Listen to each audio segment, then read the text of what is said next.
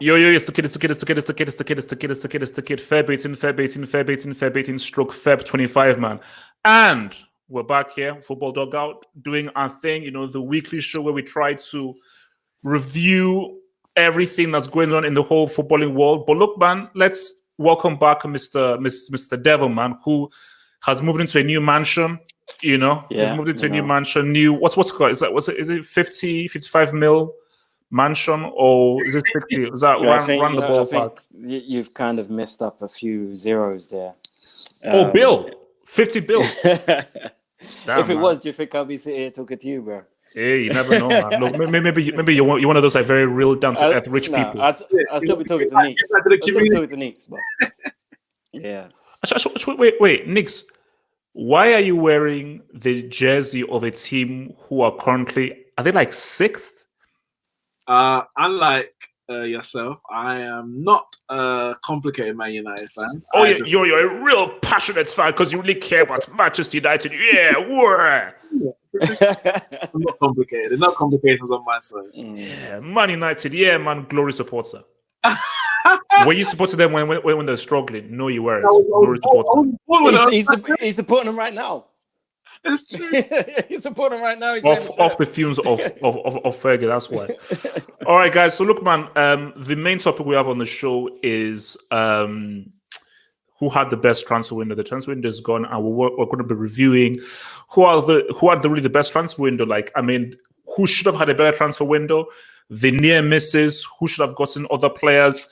Reviewing what players got, who may have suffered for not getting a players. Barca didn't get a striker. Erling Haaland said now to your boys, Boychester divided. Chelsea, look, man, the troops will have to go to the Allianz without either Neymar or Mbappe. But don't worry, Bayern gets delivered. Don't worry, I've got a plan. Basically, I can't wait for Feb 25.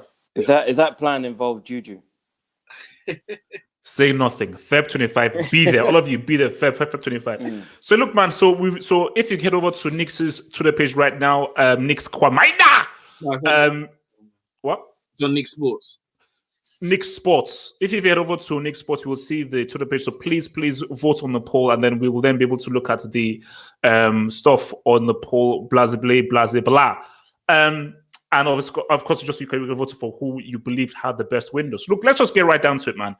Review of the weekend. I suppose the biggest game of the weekend, if you can call that, because I know you guys refer to it as the Premier League. I call it the Elmere League. So because we're going to have to address 22 points. I'm going to have to address that, because I know you guys are Premier League aficionados. Who? Who is? Because I swear I was the one who was yelling that the Premier League's trash. Week by week, we're just seeing it more and more. The Premier League is weak. The bearded dude in the middle, man, who's the numbers man, who still thinks this is an irrelevant league. I'm going to come to you about 22 points, bro. So look, man, we can review. Let's look at the Man City Tottenham game now. Look, so Pep held that out. This, I believe, or else someone can correct me, this, I think, is statistically Pep's worst season that's ever had. 6 L's now. He's now held six L's. And we obviously talk about what has gone wrong and everything. Is he to blame? Is it just being unlucky? But this is one game in which, where do you stand? And I'm interested to know where you guys stand. 11v11, City win the game. That's just me. 11v11, they win the game. But football is football. They got their man sent off, you have to react to that. And all because you have a man up doesn't mean that you will automatically win. How many times have we seen 10 men defeat 11 men? And one of the best teams to cope with a man down is a Man City team, hence because of how well they protect the ball. But Tottenham took advantage, and he came to play, man. Your boy came to play his first ever shot in the Premier League. First ever shot. That was a good goal in the Premier League. And Tottenham ended up winning 2-0. So before we talk about what this means in terms of the Elmere League and the points gap, let's just focus on the game mainly. Let me just take this quick super chat, then I'll come to you first, Devil. 2010 Mourinho, thank you for the super chat, dear sir. HH, they try and say our boy was finished. 2010, baby. Thank you. Preach. The legend, the GOAT. So, Devil, is it a case of we should give Mourinho credit for the way his team were able to rapidly and quickly take advantage of the Zinchenko sending off? Or do you think that... So credit to Mourinho, advantage of the Zinchenko sending off, and City were punished for not taking their chances in the first half? Or do you think it was a case of where Man City were just very unlucky? They played well in the first half, and they were unlucky with the sending off going down to a man down. So do you put it more on City unlucky, or City only have themselves to blame, and give more credit to Tottenham taking advantage? Firstly, to answer that super chat, if Mourinho was still the man that everyone thinks he wouldn't be at Tottenham. Watch your tongue. Watch your tongue. He wouldn't be the man. He would not be the manager of Tottenham Hotspur. Watch your tongue. Watch your tongue. Yeah, I think I said enough. Secondly, I think Manchester City, you can't say you're unlucky when you miss so many chances. At the end of the day, if you put those away and you put the possession into danger, you make that possession count. I mean, if they played that game 3 or 4 times again, they'd probably win every time. But on this occasion, it didn't work for them. They missed a penalty. To be fair, Sterling could have been sent off from early, so this game could have taken a whole different shape. But I think you have to credit Tottenham. You have to credit Mourinho because Tottenham did what they had to do to win at the end of the day, and that's what Mourinho built his career on, was doing enough to win, no matter what it took, get that W. So you have to credit Tottenham, and it's a good debut from the boy Bergwijn. Hey, we got a 4th member. Here guys, it's like the Black Backstreet Boys. We won't say who's who. But yeah, as much as I don't like to credit Tottenham, you have to give them credit for that victory. I think Man City, they'll look at that and they'll be very disappointed to not come away with 3 points from that game, considering what the stats will tell you, and the fact that they missed a penalty as well. But Pep, there's something not right there at Man City. There's cracks which are getting bigger and bigger, week by week almost. At first, it's like, well, Laporte's injured, so there's that. But he's not brought no one in. All till now, he's not brought in another centre-back. Even I know Laporte's back from injury, but if he gets injured again, they're in the same boat. They addressed nothing. And he seemed like there's a few interviews I saw with him around the transfer window where people are asking him, and even in December, he's like, we're not signing no one in January. Like, he didn't want to answer any of those questions. And he seems to get more and more frustrated each press conference. Something's not right there. It's very chippy. So before I come to Nick's here, let me answer this Bricks question. This Bricks comment here. Gatlock, no, thank you for your super chats. I'm never going to thank you for your super chats. Okay, so yeah, there you go. Why do I have to say thank you? But HH, why are you saying but HH? Just say HH. You don't have to say but HH. We've seen 10 men draw to 11 men. Hashtag Chelsea Arsenal. Gatlock. February 25th of February. Tune in. That's what I'm saying.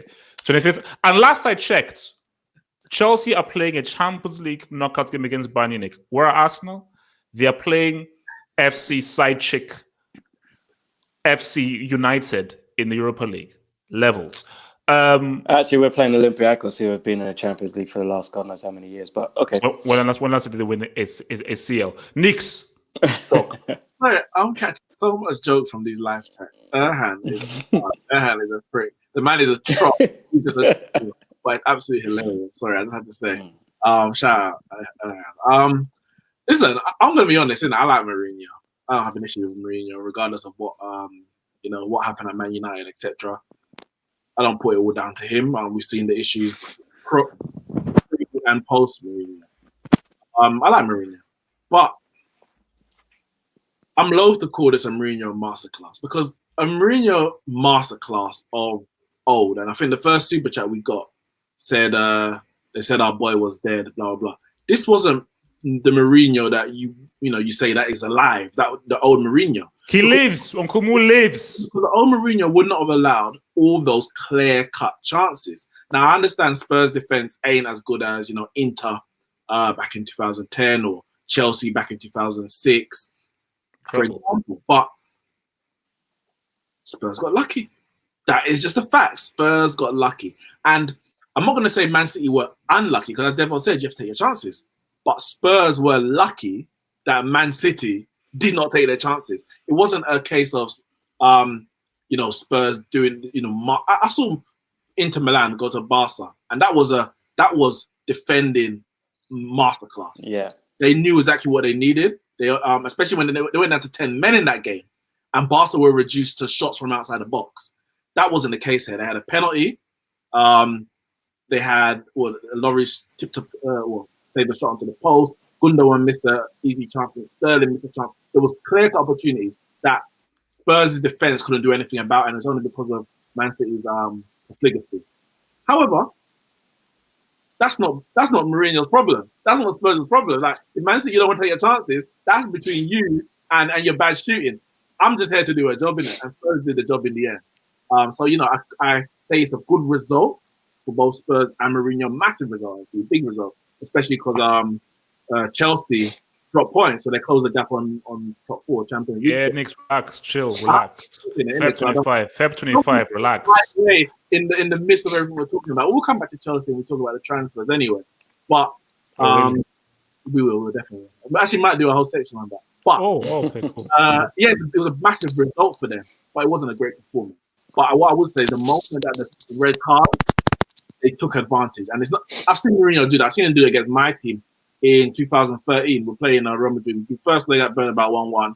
We were leading and it was 1-1 at Old Trafford, and Nani got sent off, and my man was up. Boom, boom, boom, boom. I think made quick substitution. I think he might have brought on Modric or something like that. Changed the game, and before Fergie even could react, we were 2-1 down, and that's what Mourinho can do. He can, when he senses that opportunity, and because of the way he sets up, I guess those opportunities are not as often as, say, a Pep team.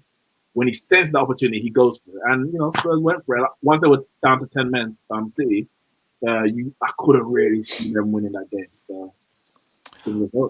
So before I come to Kyle Reese, Nix, one of the people in the live chat says that whenever you start talking, it's like if they feel they're in school class. So it seems as if you've got a very, proper kind of teacher-like exuberance delivery about you. So I think, Nix, you should feel proud of yourself. I'll hope you feel proud of yourself. Now, so are you proud of me, HA? Are you proud of me? Nix, Feb 25. Kyle Reese. Kyle Reese. The man sends from the future to stop the T800. Or something like that. Thoughts on Man City to Tottenham, man? Give it to me, man. Why isn't my boy Uncle Mo being given more credit? Is Pep a fraud? Pep isn't. You can't have the guy. He won back-to-back Premier Leagues. Spending how much? Yeah, but it doesn't matter. Look how much Klopp spent on this Liverpool team. What, is he a fraud because he had to spend 75 million on Van Dijk? What, got on 60 million on Alisson? I mean, he spent money on that team. So what, is he a fraud because he had to spend money to win the league? No, it is what it is. We're in modern day football, and modern day football is about paying 70, 80, even hundreds of millions of pounds for football players. It is just modern day football. I guess Mourinho isn't receiving as much credit as you would have liked, because put it like this: Pep is a manager, much like myself. When I play football, listen. When I play Football Manager, right, and I have played many years of football. I played Football Manager from when it first came up, right up until recent day. I've been playing every Football Manager year in, year out, and I'm not talking 1 or 2 seasons. I'm talking about multiple, tens of seasons on each installment. And when something don't go your way, or you're having a bad season, you just shut up about it and you soak. And that's what Pep is. Pep is a soaker. It's got nothing to do with, there's something going on at Man City. No, they're having a bad season and Pep hates it and he's soaking. It's as simple as that. Next season, they'll be back. Yes, Laporte's been injured and they haven't had the greatest of season, but he's basically got the mindset of, you know what? To hell with the Premier League, it's Liverpool's. We've conceded that. We're going to go all out for everything else. We're going to go all out for League Cup, FA Cup. Are you sure they've conceded? Pep hasn't conceded it, bro. He has. He said it the other day. He's conceded. But he was doing it in a very weird way. He's conceded the Premier League. He's conceded, and the players know it. The players are probably in the same mind frame as Pep. Like, we've conceded it is what it is. Maybe we're trying new things. Maybe we're trying new stuff on the pitch to see if it can work for next season. See what we can do. See where we can go so we can outdo Liverpool next season. It's all about trial and error, isn't it? So they're just in a phase of soak mode, and it is what it is. But come that CL, come when they have to play Real Madrid, you're gonna see a different man. Trust me, you're gonna see a different man. I will quote you. You said we're gonna see real, because next before you call, let me just say this right now, guys. Feb 18, we're about 15 days away. If Pep, so people call him Lep, like King Darren, if Pep gets thrown out of the final 16, nobody cares about the FA Cup. Only Knicks does, because he's an old school ancient merchant. No one cares about the Carabao Cup. Irrelevant trophies. Okay, we're not here about the royal family and history. Screw history. I'm about the future. If he gets knocked out of the final 16, Pep, I'm doing a 30-minute vid. 30 minutes with a meal. Knicks. Wait. So just before you go, how are you about the future when all you ever do is Mourinho 2010? That's all you ever talk about. Can I respond? No, you can't. Actually. Can I respond? That made no sense. No. That was an attack. Carl, Mix, I will come back to you, but when I attack, I've got to defend myself. I have been attacked personally by Devil. I'm going to defend my Nick. I'll come back to you. Devil, in response to that, yes, I am about the future and I don't like to talk about the past, but there are certain great things that define a generation. And there's like Ronaldo winning the 2002 World Cup, what Pelé did in the World Cup, what Mourinho did in 2010, statistically was one of the greatest ever treble wins in history. That match, Inter Barcelona, that second half is the best managerial performance in the history of football. Let me repeat for you. Mourinho's management in the second leg against the light-skinned dude in the bottom left team in the second leg was the best managerial performance by anybody. Nix, you have the floor. I just want to ask. No. Can I just quickly say I can't hear Neeks? I can't hear Neeks. Like, you can't hear Neeks? No, I can't. Not letting him talk. Can anyone hear me? I can hear you. Wait, Carl, maybe come out and come back in. Come out and come back in, because we can all hear him. All right. Okay. What I was gonna say, and I guess maybe we can repeat when Carl comes back, is that surely if they're dropping points at this stage of the season and they're not, taking their chances, performances are dropping, you can't just turn it on and turn it off like that. You can't be poor on a Saturday and turn it on a Sunday if it's the same team. If you rest up, it might be a different. But if Aguero's bad on a Saturday, there's no guarantee that he's going to be firing when it comes to Real Madrid. They can't just let the season slip away. I think they have to try and gather some momentum before Real Madrid, because Real Madrid are themselves gathering some momentum. They're flying, Real Madrid. Yeah, it's not. How can you hear me now? Yeah, I can hear you now. Okay. Well, how sweet. What I was going to ask is that you're saying that you can focus on the cup competitions, but if you're losing on the weekend, there's no guarantee that you can just turn it on for a Tuesday and then turn it off for a Saturday and then turn it back on for a Wednesday. I think they need to gather some momentum. Because I was saying, Real Madrid are themselves gathering momentum. They're winning games. Their key players are performing and scoring goals. Wait, but Nix, what about Chelsea 2012? Not the greatest league season. We all know what happened in the CL. Or Tottenham last year. Tottenham lost 13 league games. Got to the Champions League final. Tottenham didn't win the CL. Chelsea did. No, but they got to the final. True. Chelsea and Spurs, neither of them gave up on the league. But Carl's he's saying focus on the league, forget the Premier League. I'm like, no, you need to try in both, because you can't just say, all right, they're 22 points behind, man. What the heck? And we're gonna get there. Chill. We're easy. We're gonna get there. We're good. Chill. Let me hear the super chat and we're gonna get there. So Roddy Sulango, thank you for the super chat, dear. So it says Mourinho has spent more than Pep on players, by the way. So what? And also prove that. Show me receipts. He's been managing. He's been managing about 6 years longer than Pep. Yeah. So what kind of trash is that? Mourinho was the original money manager. So. All right, guys, let's talk about this now. Devo has joined the double-edged side of this argument that this league is trash. I think you join my argument, but Okay, well, if okay, we are on the side of someone because look, I'm not a sheep, I'm a wolf, man. Okay, so 22 points gap. We've never seen this ever before in the major European leagues. It's disgraceful. It's embarrassing. And if anybody tries to defend the Premier League being the best league in the world, you look like a complete and utter fool and a moron.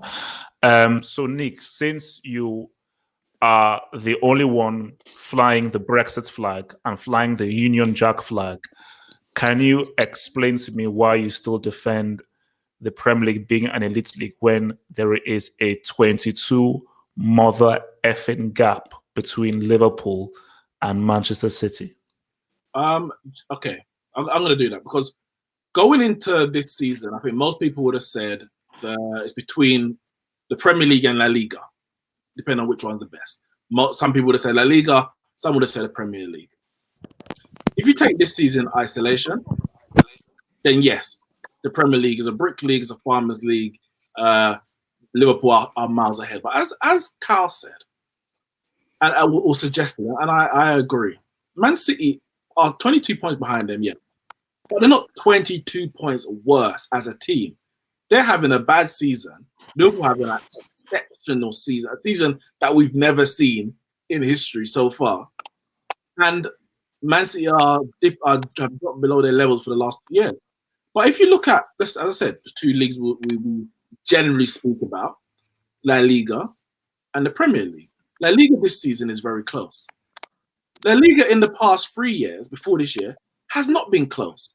Last year, Barca won it. Barca won it by 11 points from Atletico, 19 points from Real Madrid. The year before, Barca won it by about 14, 15 points from Atletico and about 18 points from Real Madrid. Before that, it was close, but then we've had other years where the gap is big. So, yes, if you want to take this season isolation, the Premier League is a joke. It's a farmers league. But my assessment of the Premier League is going to start and stop. It didn't start in August and it doesn't stop in February. I'm looking at a wider span. Now, whether we want to agree with the league is better than this or that, I'm not going to call the Premier League a farmers league or a bad league because of one season. I need a bigger sample. And last year, for me, showed what the Premier League is all about. Someone's going to do a mad feed. I don't know if it's me or what. Yeah. There's a brick mic. Who has a brick mic? Kyle, do you have the brick mic? I'm hearing some static. If you look at last season for me, the epitome of what the Premier League is. The season before, Liverpool themselves were 20-odd points behind Man City. They closed that to 1 point. And now they themselves are 22 points ahead of Man City. Next season, I guarantee you, Liverpool and probably nobody is going to be 22 points clear. And I would even argue, the question is, obviously everyone's going to say Man City and Liverpool are going to be the two. But I could argue that someone else might come in. Chelsea might spend money. Liverpool finished fourth the season before they got 97 points. Whereas in La Liga, for example, it's Real Madrid or Barcelona.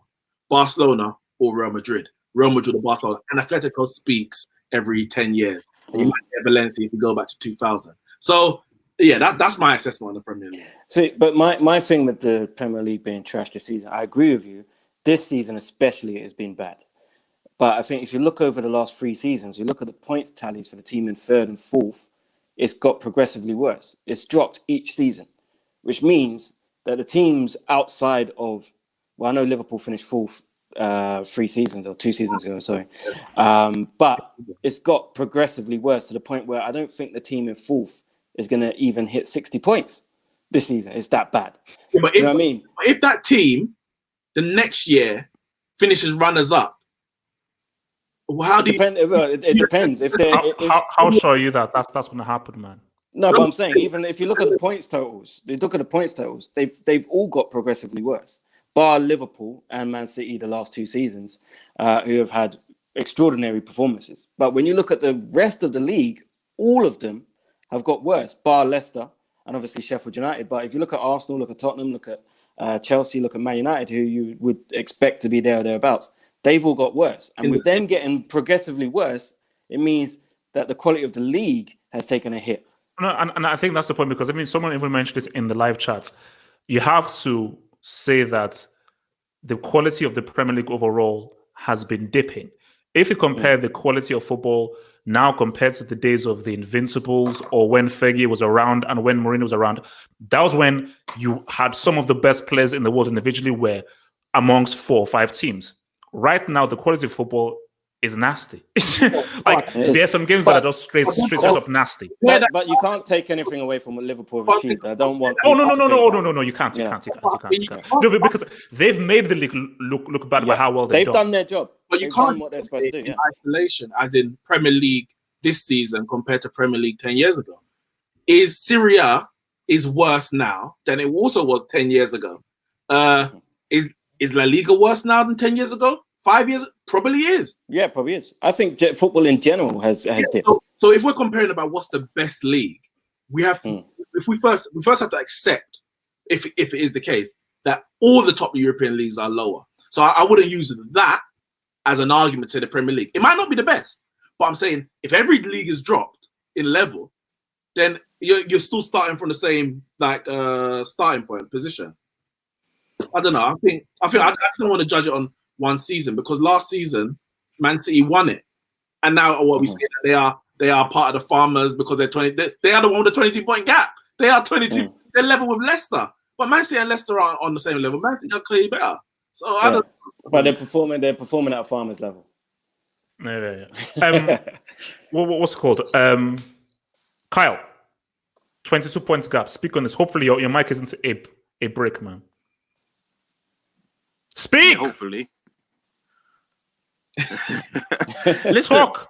I don't know what you want me to say, bro. It's a 22-point gap. I told you they've given up on the league. It's done and dusted. By the end of the season, it will be around 32, bro. Literally, by day 2, it is what it is. 32. What can I say? But I wouldn't be surprised. No. See, my scary thing is I don't even know when Liverpool are going to lose, because I keep saying they're going to lose that. So first of all, I don't know when Liverpool are going to lose.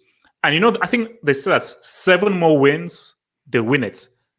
How do we know that City are going to win the next 7 games? Yeah, you can't get That's what I'm saying. So each time that City lose points, it's one less win that Liverpool need to scale. However, so you could have a situation where Liverpool could maybe win this thing like early match or mid-match. Well, the earlier they win it, the more likely the less likely they are to go unbeaten. You think so? Yeah. No. You see, I disagree. Because that's why I disagree. Because for me, I believe that. Let me say. Wait. Let me finish, man. Let me land. My thing about this is this. Let me land. Look, because I will lose my thoughts. This guy. I don't want to call left. Liverpool is they already know they've won the league. I think they know that. For the past few weeks, they've known they won the league. So already for the past few weeks, what they've been saying in the dressing room after every win is no, guys, let's go unbeaten. So they're already on that unbeaten sort of manner. I know, let's do something historic here. We've already won this. I don't agree. So even if once they mathematically win it, they'll be like, wait, let's go unbeaten. Let's not only unbeaten, let's actually not only emulate the Invincibles, have a better record than the Invincibles. So we are fully, because winning is cool, but you want to win with a massive exclamation mark. Let me in 2004 season for Arsenal, they drew a number of their latter games when they knew the league was done, when unbeaten was now the target. Now, if you take the Wolves Liverpool game, for example, Liverpool took the lead. Wolves equalised. Could have got more, but they didn't equalise. Liverpool then went to get the winner. If that's, say, game 36, game 37, I feel they're going to try to sit on that draw. Because what's the point of trying to go for this win and expose ourselves at the back when the league's already done? There's no guarantee. There's no point of getting the win. And that's what I think. I think you get to that point where it's now the pressure is on us to not lose. So if you're in a position where the game ain't won, it's 1-0 or 1-1, you're like, you know what? Let's just sit on this. And I think that could be their undoing. And then, you know what? They may not lose. But because the earlier they win it, I think they'll then start drawing some more games, which means that it's not going to end up like 37-1, 37 wins, 1 draw, stuff like that. But the reason why I say it mainly is because surely if the league is won in March and you're in the Champions League, surely you're going to be like, why? We got some players on Tuesday. Origi, step up, you can play. I don't know who they're. Shaqiri, Naby Keita out there. They're Simon. Minamino, or whatever his name is. Yeah, Minamino, all them, man. Yeah. Surely the rest up. For me, doesn't. I don't know. We'll see. I pray they don't. I pray they don't go up the end of the So, Dev, just round us off on this whole thing. 22 points gap. What's the significance? Do you feel? But you know what? This hurts me. This whole invincibles thing, and then Liverpool doing so well. I was on board with Liverpool when they played Tottenham in the Champions League final. It felt disgusting. I ain't gonna lie. It felt disgusting, but I was very thankful for them for winning that. You know what I mean? I was thankful, and now they're going on a madness. It's like, all right, you done well. Relax. Do you know what I mean? Relax. Where are they going with this?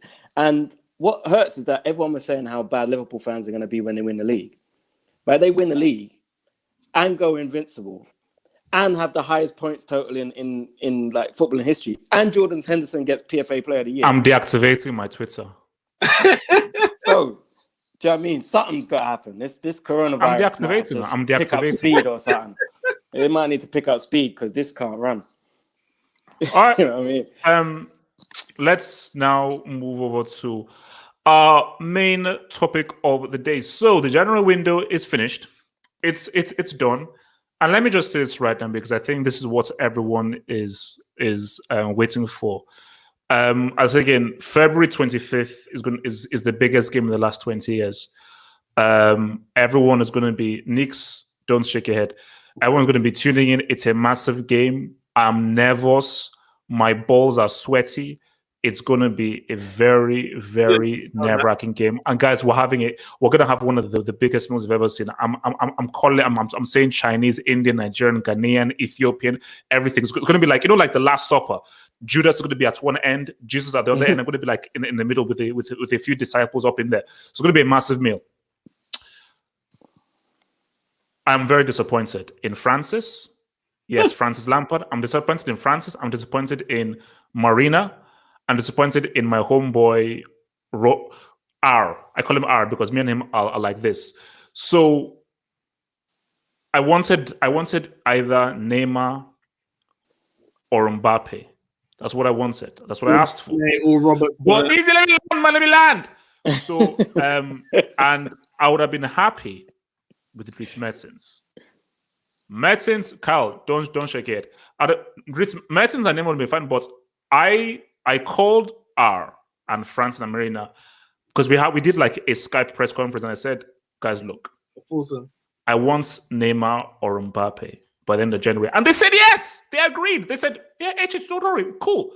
So I'm going to have to speak to them because we're going to have a conference call like in a few days. So I'm going to say, wait a minute, you promised me something beginning of January.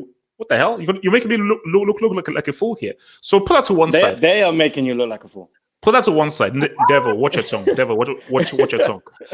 Put that to one side. Chelsea's transfer window was bitterly disappointing because Chelsea were given a glimmer of hope. But the transfer ban being operated to try and buy a player, so that was bad. But for me, I feel the best transfer window, you've got to give it to Inter Milan. The signings may not have been so superb and so twofold. The best window was Inter Milan. I think the best purchase was Erling Haaland. So the best window, I think, was Inter Milan because they got, 3 players? And these are players that may not be huge superstars, but they're players that I feel fits Conte's system very, very well. And I think what he has now is a very healthy, watertight squad. But in terms of the player, I still say Erling Haaland needs to score in a World Cup semi or a Champions League semi to say what's up to the Us or Mbappe. Relax, chill. It goes Mbappe, the Us, Sane, Victor Osimhen, then Ansu Fati, then Erling Haaland. So but what this guy's doing for Dortmund is beyond. So I think the best purchase of the window has to be Dortmund. So, Devil, who are the best transfer window? You know what? Obviously, the Haaland signing is ridiculous, and Dortmund, outside of just him anyway, just him being around the squad, Dortmund are banging goals for fun. I think they scored 5, 6, 5, and they could use that firepower in the race for the Bundesliga. But I'm going to go out. I'm going to say, for me, the best transfer window has been Newcastle. I think Newcastle quietly brought in some very good players, and Steve Bruce, as much as I hate him and I think he's rubbish, has proved me wrong this season. He's done a very good job at Newcastle. They brought in Bentaleb, who scores goals from midfield. He done well for Schalke until he got his injuries. Lazaro, who's come in from Inter Milan, who has been displaced by Ashley Young, funny enough. He's a very good player as well. So I think Newcastle have done some good business at a time when they really needed it because they've got a lot of injuries. And I think Newcastle, for once, will end up mid-table and kind of safe by the end of May. Wow, I didn't see that. And shout out Cedric as well. Shout out Cedric at Arsenal. He's a Mario. Right, you know what it is? It's all to do with we are being done by Kia Durupchon. I don't know his surname. The super agent. Everyone we brought in since the summer has had something to do with him. Is that the one who brought Tevez and Mascherano?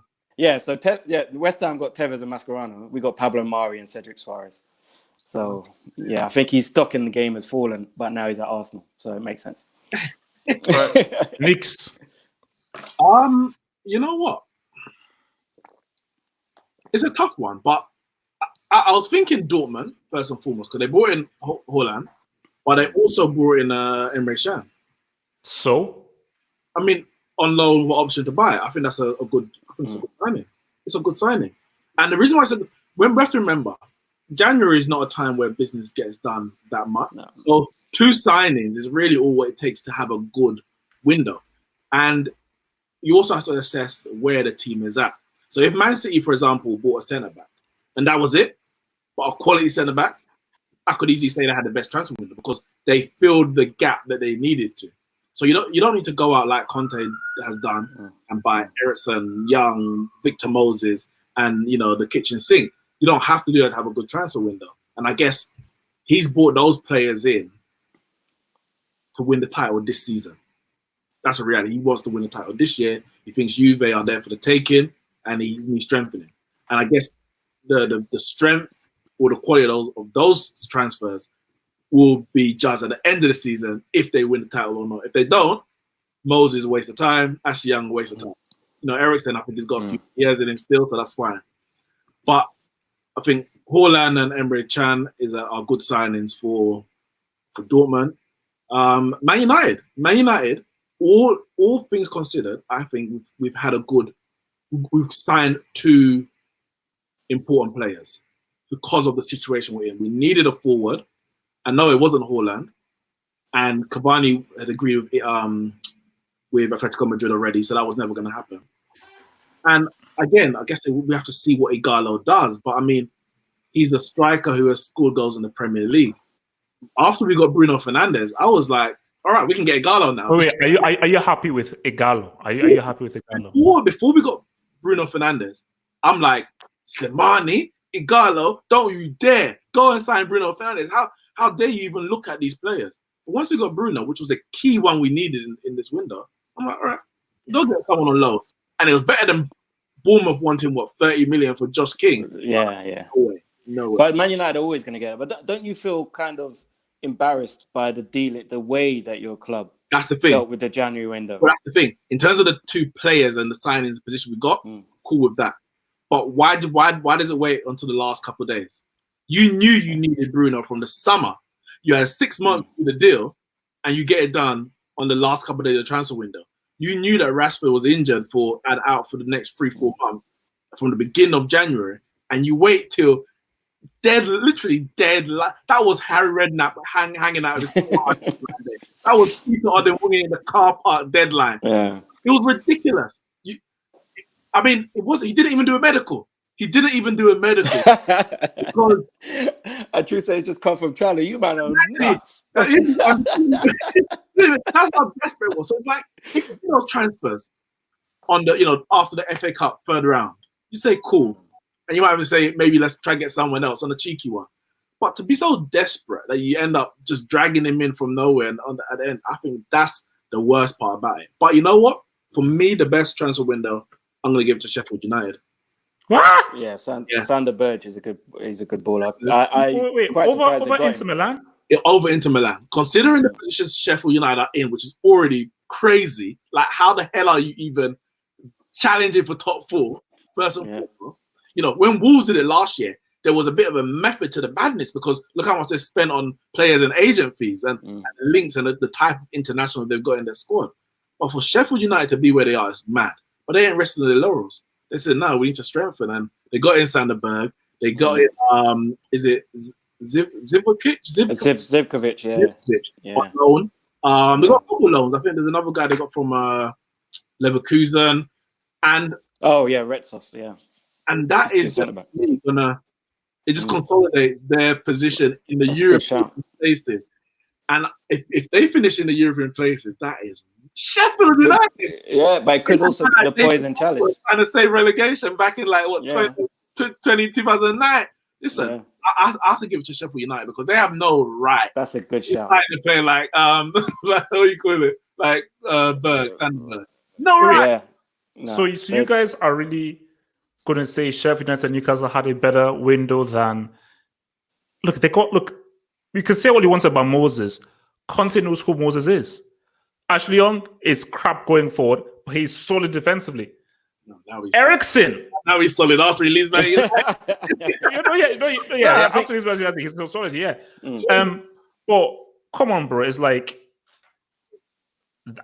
I mean, look, I get it. Inter Milan did have a good transfer window. No one's saying they didn't.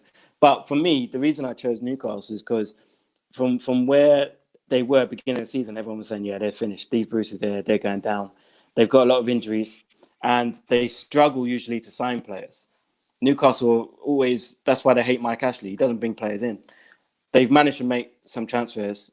They haven't spent much money on them, but they brought good players that will help their squad. So I think in that regard, they've done very well. And it's hard to get players in January. It is. A lot of clubs struggle to do it. So I think they've done very well in that regard. Listen, I would have taken Sanderberg at Man United. I gotta respect those clubs. Yeah. I think Inter Milan, they've been doing that. Look at the money they've got as well. I think they're backed by Chinese, aren't they? Mm-hmm. They can go out and get certain players, and even then, it's like why it takes so long to get Eriksen anyway? Because we knew it was gonna happen, and you're fighting over a couple pennies. But I think that Sheffield United one for me just came out of left field. Yeah.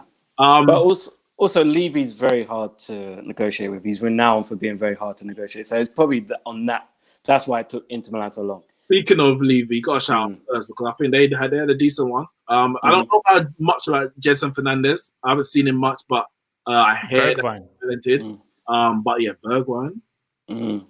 See, very talented. When they signed him, I was like, I don't know how good he actually is. No, listen, my boy told me a couple of years ago, so I've been watching and checking up on him. Yeah, so a lot of Spurs fans, even your boy Sava, I see him on Twitter. Yeah. He was him and is it Jack Levy #Levy out. Yeah. They're like, we need a striker. I'm like, this guy he's not a number 9, but he can score goals. Yeah. He can play through the middle. And you got that fluid front three of Moura, Son, and Bergwijn on a Mourinho counter-attack.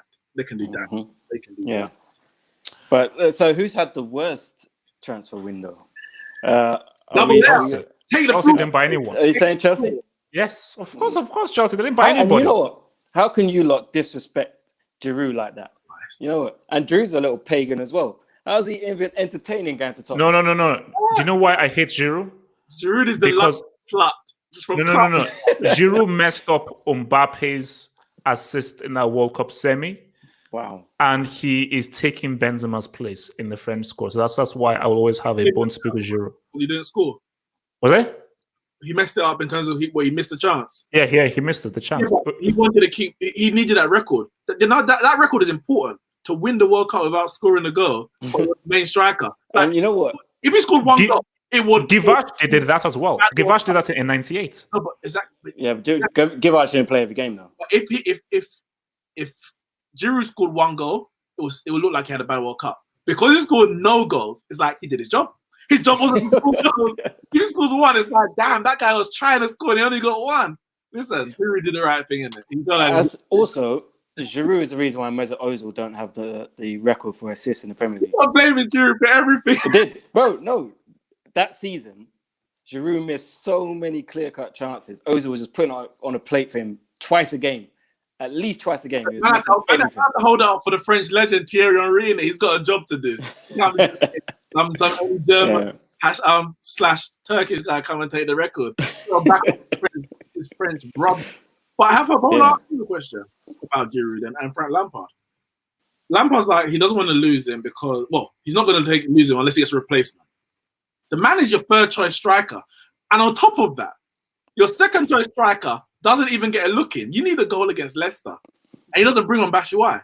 So if he doesn't rate his second choice striker, why is he keeping Giroud? What replacement does he need? What, a new water boy? No. Look, I think you have to be real, man. It's like, as much as I hate Giroud for missing that chance from the Mbappe assist, you have to feel for him because it's like, bro, you had to play me. And even more so, I may not rate Giroud so much. At this moment in time, Chelsea need something. They need something because they are missing chances. And I think that Giroud would actually be a useful plan B that should be used more. So the fact that Lampard is so much sticking with the players that he has, and it's not because Giroud gives you something completely different than what Tammy or Batshuayi gives you. So if you're Giroud, you must be pissed off. Do you know who should be really pissed off? Cavani. Cavani said goodbye to his teammates. He said, yo, I'm out. Thank you. They had a goodbye party. Ponsters were invited, all that kind of stuff and everything. He was gone. Only to realize that, I'm still here. And I'm still holding the bench for Icardi. Now that's unfortunate for Cavani. So, guys, let's take in some questions right now. So, last 15 minutes or so, we'll take in some questions. So, you don't want to talk about Ronaldo, no? No. 9 games straight. He's bagged in 9 games straight. Okay. It's like, what's there to say? It's like, okay. Massachusetts got 11. He's closing in.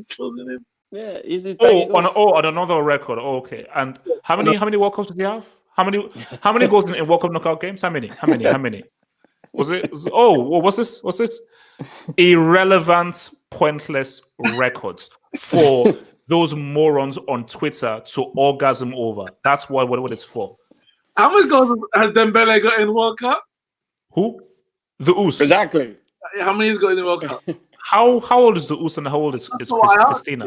How old is Christina and how old is the Oos? The Oos is the future. How many has I got in World Cup knockout? Do you know how good Hazard was in that World Cup? Wow. You know how good he was. You know how good the guy was, man. The guy, he was money. The guy was good, man. The guy was pretty good. I mean, that was a quality performance. Now, question here: who do you think will be the next team to win the Premier League, other than City or Liverpool? Chelsea. Wow, that's a great question, man. Chelsea, and not because Lampard's anything, because I think the jury is well out on that.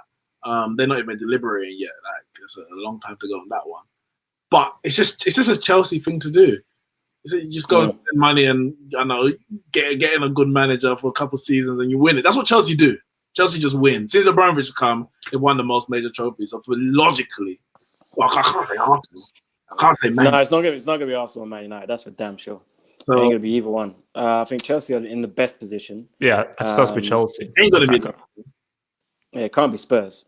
It can't be Arsenal. I mean, Arsenal are like, they're a mid-table club at the moment, so it's like it's not gonna be anything. You know what? I think we're just trying to get the most possible draws from the season so we can have another record. Because the Invincibles is about to go, so we need some sort of record. Do you know what I mean? Fede Valverde or Pogba? I don't understand the question. Who's better? Who's better? Fede Valverde or Pogba? As of right now, based on form, because Pogba hasn't been playing, but even if Pogba was playing, Valverde, then, isn't it? Valverde. What does that mean? He's not even playing. No. But my thing about this is that even if Pogba was playing, I would still say Valverde better because Pogba for United ain't great, bro. So Pogba for United, at whatever point, I'm still saying Fede Valverde over Pogba. At whatever point. What is it? At whatever point. Yeah. For sure. I'm not going to answer that question.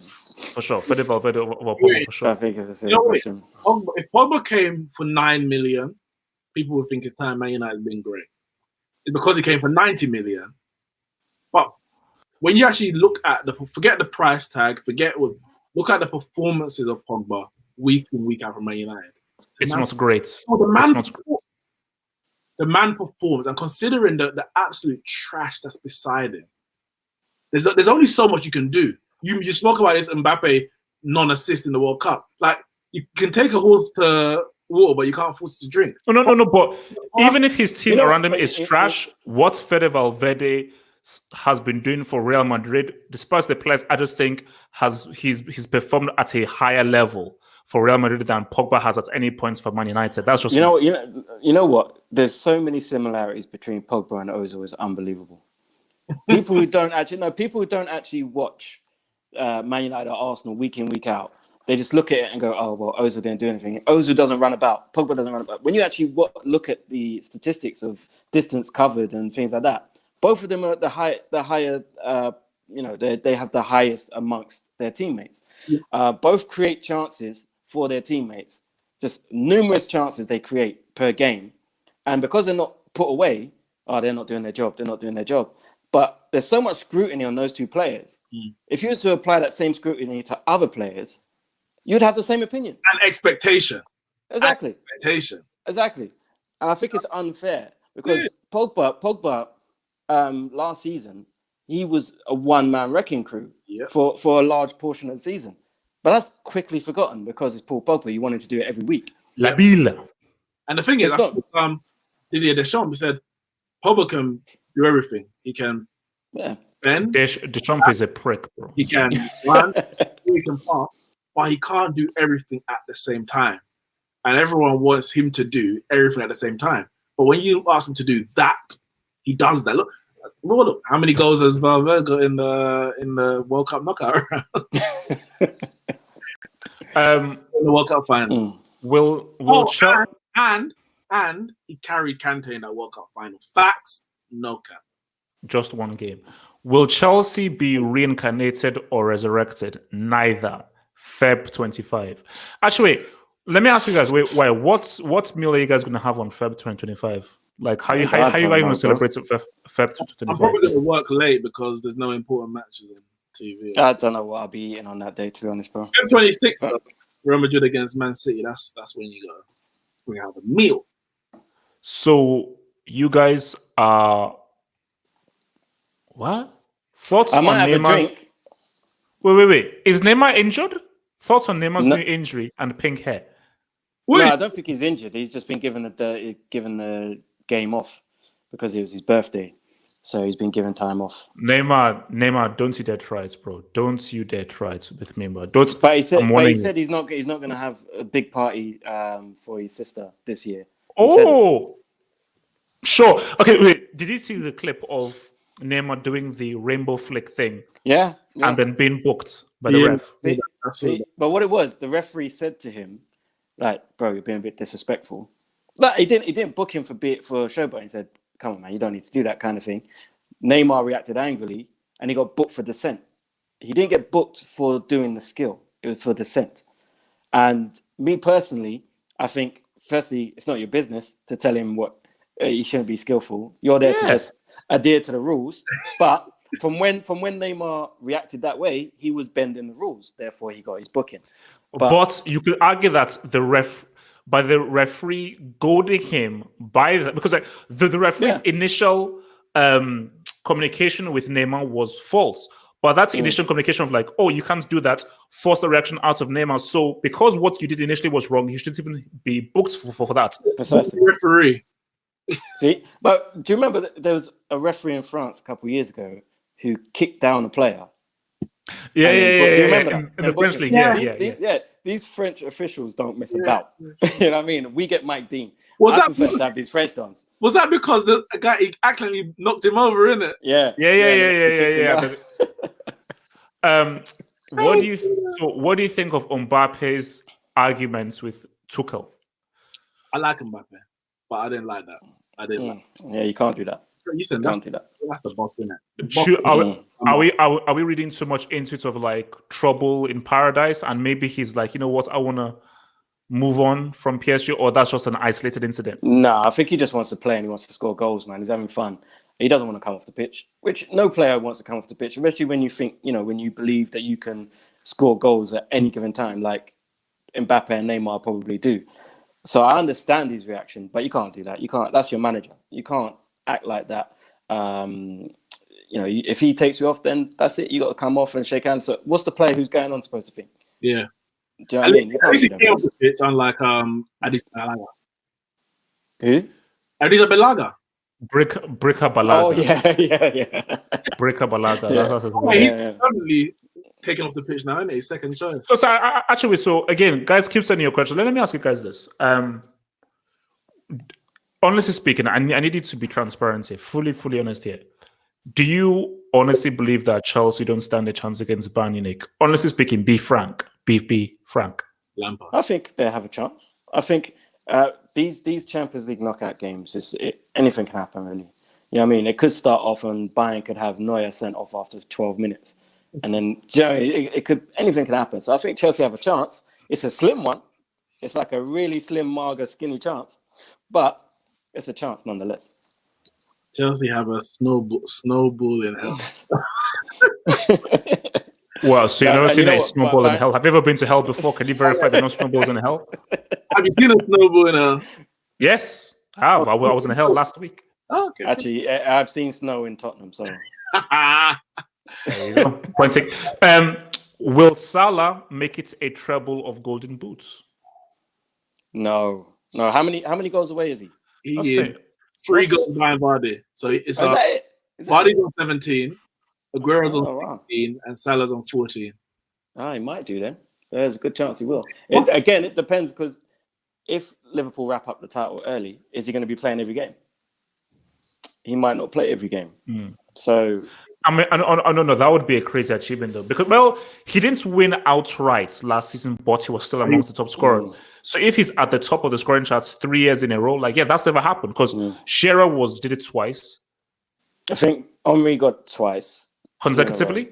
Yeah, I think he got 2 in a row, and then I think Van Nistelrooy won it the season after. Then Henry won it again, but I don't think anyone's done 3 times in a row.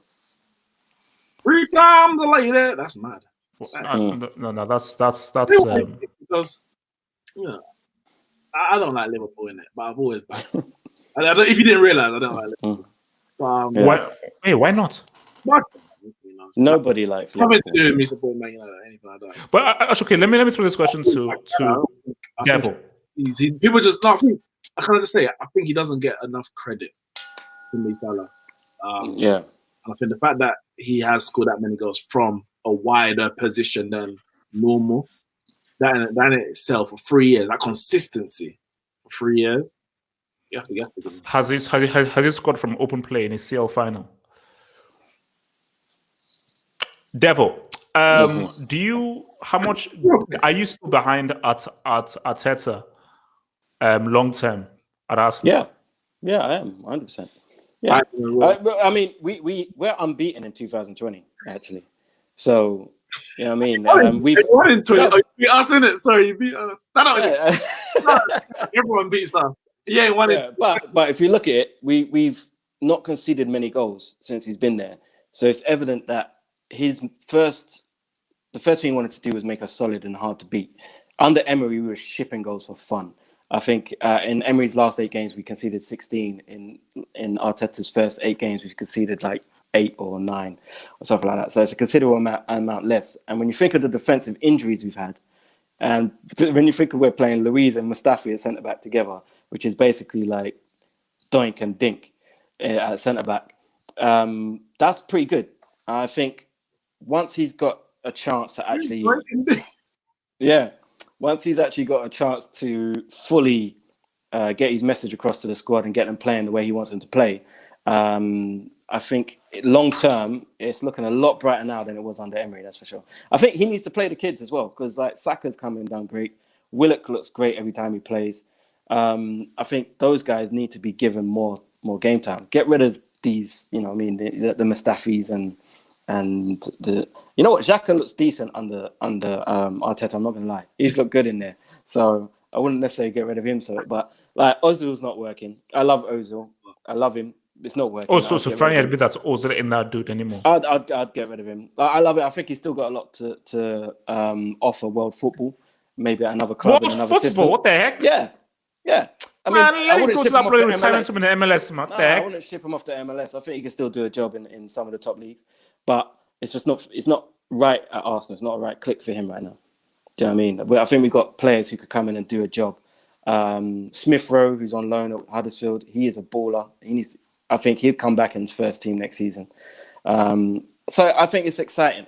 I wasn't this excited under Emery. I think once we click, get rid of Lacazette as well. Get rid of Lacazette. I was just about to say. Get rid of that brother, bro. How we're gonna have an honest conversation about Lacazette because, listen, I don't understand. We changed all the attacking options, so we had Martinelli playing on the right when he's been playing really well down the left. Put Aubameyang out left, all to accommodate Lacazette. You ain't scored. You know, he's not banging goals. He's not doing anything. We need to get rid of him. That one can go under a failure, and we just start again. Hey, big question, great question from Erhan. He says, you don't have to answer it now, just dwell on it later. Has Drogba scored from open play in the Champions League final? Yes, he has. Yeah. Yes, he has. What, the header. Yes, that's what counts as open play. Open play. It's a cool. No. Hey. That will go down as open play for Drogba because he didn't take the set. He didn't take the set piece. Doesn't matter. It's set piece. It's a set piece goal. That's still open play. Because that is basically scoring that is far more difficult than a flipping penalty. That is a different level. Did you see the header? Yes,